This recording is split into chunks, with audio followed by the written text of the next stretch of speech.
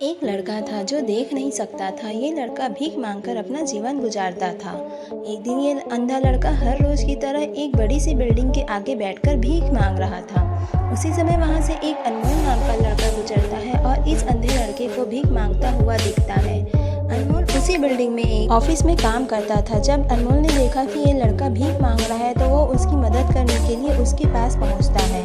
अनमोल वहां जाकर देखता है कि इस लड़के के पास एक डिब्बा है और उस डिब्बे में थोड़े सिक्के भी हैं।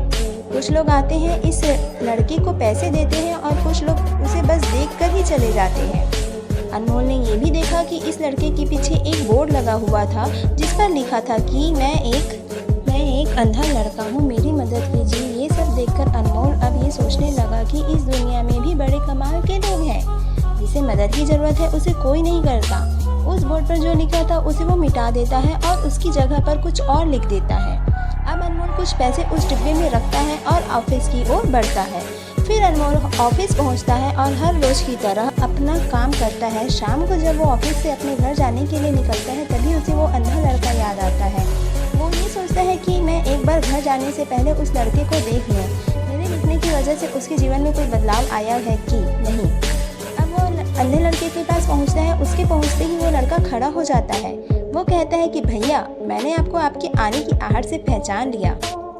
आप वही हैं जो सुबह आए थे और मेरे इस बोर्ड पर कुछ लिख कर गए थे। मैं आपको सिर्फ इतना पूछना चाहता हूँ कि आपने ऐसा क्या लिखा था। मेरे बोर्ड पर कि जो भी यहाँ से गुजरता है वो मुझे कुछ न कुछ देकर ही जाता है। अनमोल ने कहा कि मैंने तो तुम्हारे बोर्ड पर लिखा हुआ था उसे मिटा दिया है। तुम्हारे बोर्ड पर लिखा हुआ था कि मैं एक अंधा लड़का हूँ, मेरी मदद कीजिए। मैंने उसको मिटा दिया और ये लिख दिया कि आज का दिन बहुत खूबसूरत है लेकिन मैं देख नहीं सकता हूँ। हम ये बड़ी आसानी से समझते हैं कि पहले जो लिखा था और बाद में अनमोल ने जो लिखा उसमें काफ़ी अंतर था।